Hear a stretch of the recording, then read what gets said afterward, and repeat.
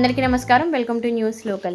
మండపేట పట్టణంలో గల Vijay function hall నందు పట్టణ కాపు అభ్యుదయ సంఘం ఆధ్వర్యంలో కాపు ఉద్యమ నేత మాజీ మంత్రి ముద్రగడ పద్మనాభం సంస్మరణ సభ జిన్నూరి సాయిబాబా అధ్యక్షతన ఘనంగా నిర్వహించారు. ఎమ్మెల్సీ తోట త్రిమూర్తులు ముఖ్య అతిథిగా హాజరైన సభకు పార్టీ రహితంగా అన్ని కులాల అభిమానులు, నాయకులు, నియోజకవర్గం నలుమూలల నుండి భారీగా తరలివచ్చి ముద్రగడ చిత్రపటానికి పూలమాలలు వేసి ఘనంగా నివాళులర్పించారు. ఈ సందర్భంగా ఎమ్మెల్సీ తోట త్రిమూర్తులు మాట్లాడుతూ బడుగు బలహీన వర్గాలకు అన్యాయం జరిగితే తన ఉద్యమాల ద్వారా వారికి న్యాయం చేకూర్చిన ఘనత దివంగత ముద్రగడ సొమ్మని, కాపు రిజర్వేషన్ సాధనకు ఎన్నో ఉద్యమాలు నిర్వహించిన ముద్రగడ ఆశయాన్ని సాధించవలసిన ఆవశ్యకత కాపు సామాజిక నాయకులపై ఉందని తోట అన్నారు. ముద్రగడ ఇచ్చిన మాటకు కట్టుబడి ఉండే నాయకుడని కాపు ఉద్యమం చేశారు కాబట్టి కాపు నేత అంటున్నారు కానీ అందరి కోసం శ్రమించిన వ్యక్తిని అన్నారు. ముద్రగడ ఆశయ స్ఫూర్తితో యువత ముందుకెళ్లాలని కోరారు. ముద్రగడ నిస్వార్థ రాజకీయాలు చేసిన నిజాయితీ పరుడని, ఆప్యాయతలకు మారుపేరని కొనియాడారు. ఎమ్మెల్యేగా, మంత్రిగా, ఎంపీగా పలు పదవులు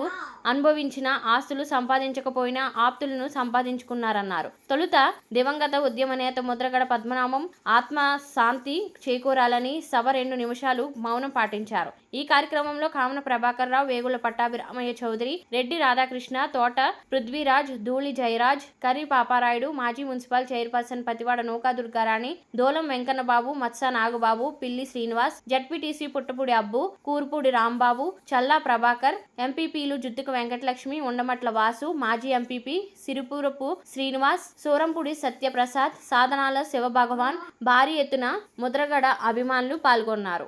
నీతి నిజాయితీకి మార్పేలేనటువంటి వ్యక్తిగా ఒక మాట అన్నాడంటే ప్రాణమైన పెట్టుకుంటాడు కానీ మాటని జవదాటినటువంటి వ్యక్తిగా, ఒక నిజాయితీపరుడిగా, ఒక పట్టుదల ఉన్నటువంటి వ్యక్తిగా, గొప్ప ఉద్యమ నేతగా, మరి ఎవరినన్నా ఆప్యాయత విషయంలో ఆయనే చాటి అనేటువంటి విధంగా ఎదుటి మనిషిని గౌరవించేటువంటి దాంట్లో పద్మనాభం గారికి చాటి ఎవరు లేదనేటువంటి విధంగా ఒక గొప్ప నాయకుడిగా పేరొందినటువంటి ఆ మహానేత ఈ రోజుని మరి పరమప్రతిష్ఠ అనేటువంటిది మనందరికీ తెలుసున్న విషయమే.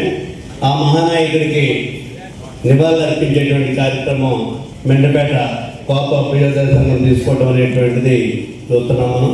ఈరోజు ఇక్కడ మాట్లాడినటువంటి ఎవరున్నారండి మాటలు మాట్లాడాలంటే పార్టీలకి, కులాలకి అతీతంగా ఆ నాయకుడి యొక్క గొప్పతనం గురించి, ఆయన త్యాగాల గురించే మాట్లాడాలనేటువంటిది కూడా మరి సందర్భంగా మీ అందరికీ తెలియపరుస్తూ, ముద్రగడ పద్మనాభం అనేటువంటి వ్యక్తి ఉద్యమ నేతగా ఆయన రాష్ట్రంలో అందరికీ తెలుసుకున్నటువంటి విషయం.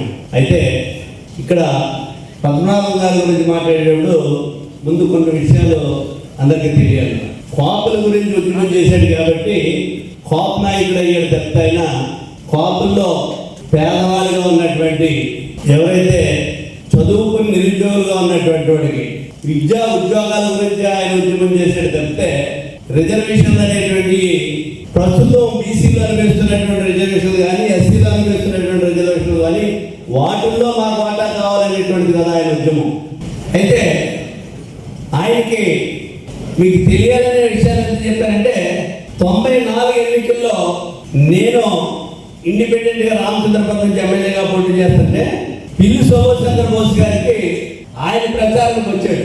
ఆ రోజు పిల్లి సుభాష్ చంద్రబోస్ గారిని ఎమ్మెల్యే గెలిపించాలని చెప్పేసి ఆయన తరఫున ప్రచారానికి వచ్చాడు. ఆయన అంటే నేను కాపు కదా, చాలా మంది మా నియోజకవర్గం నుంచి పెద్దలందరూ వెళ్ళి ఇండిపెండెంట్గా ఒక కుర్రాడిని తోట త్రిమూర్తులు అనే వ్యక్తిని పోటీ చేపిస్తున్నాం, మీరు కొత్తగా ఉద్యమం చేశారు, ఆ ఉద్యమానికి మేమందరం మద్దతు ఇచ్చాం, మీరు దయచేసి మీరు ప్రచారానికి రావద్దు రామచంద్రపురం అని చెప్పేసి ఒక 10 కార్లు వేసుకుని ఆయన దగ్గరికి వెళ్తే నేను మాట ఇచ్చాను, బోస్ గారిని వచ్చి ప్రచారం చేయడమే కాకుండా గెలిపిస్తాను, గెలిపించిన తర్వాత క్యాబినెట్ లో కూడా ఆయనకు మంత్రి ఇస్తానని చెప్పినటువంటి వ్యక్తి పద్మనాభం గారు. అంటే ఒక కులానికి ఆయన పరిమితిగా కాదా అనేటువంటి విషయాలు చెప్పిన తర్వాత మీకు కూడా అర్థం అవుతున్నటువంటి ఏదైతే ఎక్కాలన్నాడో అది నెరవేరినప్పుడు మాత్రమే ఆయన ఆత్మశాంతి చేయకూడదు. అటువంటి వ్యక్తి ఆయన పదవుల కోసం, డబ్బు కోసం ప్రోకలనేటువంటి వ్యక్తి కాదు. 100 ఎకరాలు ఆస్తున్నటువంటి కుటుంబం. వీళ్ళందరితో చూసుకుంటే ఈ రోజు ఆయన చనిపోయేటప్పటికి ఆయన ఆర్థిక పరిస్థితి ఏంటనేటువంటిది మనందరికీ తెలుసుకున్నటువంటి విషయమే.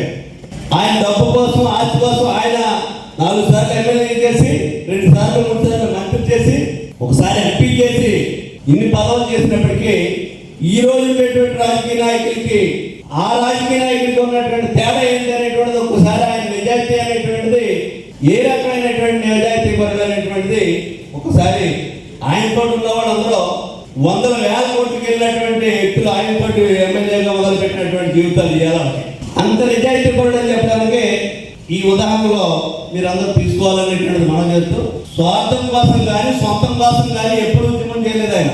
ఈ రకమైనటువంటి ఉద్యమం చేసి సర్వం కోల్పోయి సర్వం త్యాగం చేసినటువంటి వ్యక్తి ముద్రగడ పద్మనాభం గారు అని చెప్పడానికి మీ ముందు ఈ విషయాలన్నీ చెప్పాననేటువంటిది మరొకసారి